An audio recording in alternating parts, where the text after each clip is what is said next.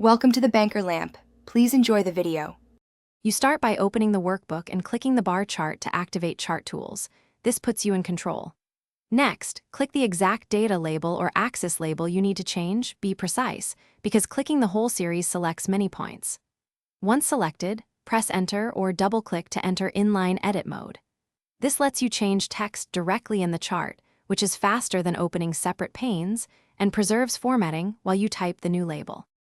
Now type the new label text or paste a prepared string from the clipboard. Excel will accept plain text and some basic formatting. Make sure to use the Home tab controls to adjust font size, color, bold, and alignment so labels remain readable. Smaller charts need larger contrast rather than smaller font.